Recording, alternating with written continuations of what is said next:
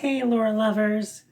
I take great pride in the videos I make. I do a lot of research and I try to make it entertaining for everybody. But this video is special to me.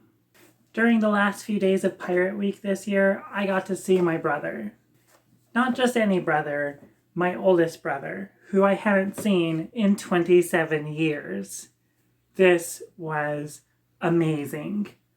While I was out there, I wanted to film something for the channel about Barre, Vermont, and I decided on the founding of Barre. It is such an interesting story. I did a bunch of research on it.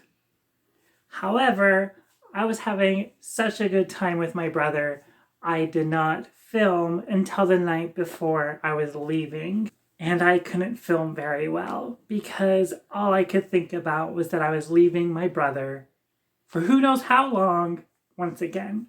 She was crying so much, you should have been there. You were crying too. I don't cry, Tara. So there is much more to this story than I was able to portray, so I plan to revisit this story in the future. But I do hope you still like this video. I had a ton of fun filming, especially with my brother. Do I mean nothing to you? It was the best handful of days of my life so far, and I can't wait to go back and see him again. In the meantime, lore lovers, I really hope you enjoy this video. I had a ton of fun making it. Tara? Tara, we kind of need to get started here. What do you even have? It's a letter from our long-lost brother. We don't have a long-lost brother. Sure do, and according to this, he wants me to come see him. You mean us, right? Nope, just me, so you got this, right? What? You're leaving? I want to come too.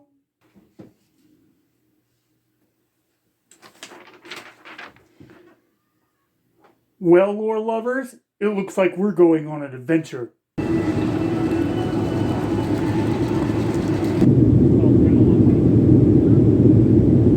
Hey, lore lovers, I'm here trying to find our long-lost brother, and I think he's in this room right here. Let's go find him!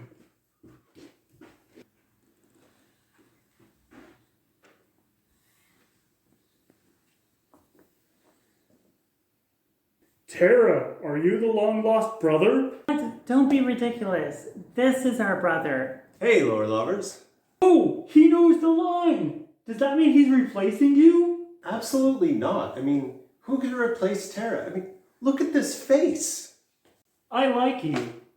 Brothers, I swear, I'm not even sure if I can handle both of you right now. Oh, stop. We aren't that bad. We tease you because we love you. Well, I love you too. So, are we going to hear a story now? Absolutely. Hey, lore lovers. I'm not just here hanging out in Barre, Vermont with my brother I haven't seen in 27 years. I have a tale to tell you today, and this one is how Barre, Vermont actually got its name. The land that Barre, Vermont sits on was given to William Williams and 64 others on November 6, 1780. And originally, they called it Wildersburg. Now, although Wildersburg was founded in 1780, it didn't really get settled or people moved there until 1788. And this was by John Goldsberry and Samuel Rogers, as well as a few others. Now, it's unclear where the name Barre came from. Several residents of Wildersburg hated that name. It was not fitting for where they wanted to live, and so they wanted to change it. Several people wanted to change it to Barre, whether this was after Isaac Barre or the town of Barre, Massachusetts, is still unknown. Other candidates for the name was Paris or Newton, or several more modern names, unlike Wildersburg. Not to mention they were hoping it would be a lot more civilized of a name than Wildersburg. However, nobody could agree on a name, and with so many people moving to Wildersburg, There were so many different opinions on what it should be called. There were people from the north, south, and east all coming to Barre. Before New York was the crossroads of the New World, this was it. Barre, or Wildersburg at the time, was it. If you were going to Canada or to Maine, you had to go through this spot. If you were going westward to New York, you had to go through Wildersburg. If you were heading down south, you had to head through Wildersburg. So this was one of the original melting pots of the United States. And with so many people wanting so many different names for the town, they decided on an auction. On March 11th, 1793, the first town meeting was made. In this meeting, there was only one agenda item: changing the name of Wildersburg.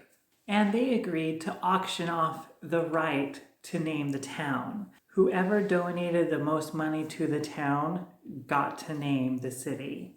And several people were in on this.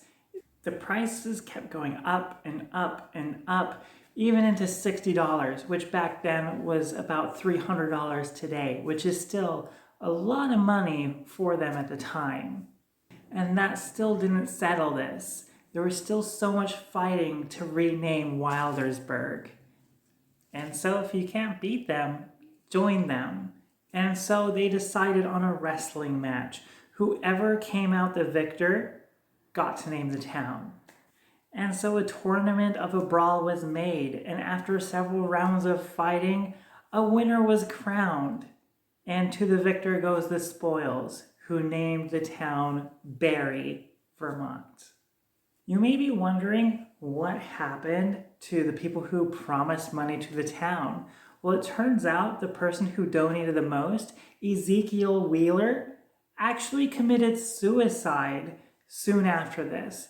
Most who actually believe in this story of how Barre was founded, believe that Ezekiel killed himself because he couldn't pay what he promised the city. Now, I grew up in Utah, where most of the names of the towns came from characters from the Book of Mormon. So I thought this was a fascinating tale to share. How many other towns can you say were founded and the name decided on off of a wrestling match? How crazy is that? Well, lore lovers, what do you think? What would you name the town of Barre if you were given the choice back then? Let me know in the comments down below. And if you liked this video, be sure to like and subscribe and hit that bell notification icon to be alerted for when the next video becomes available. And until next time, lore lovers.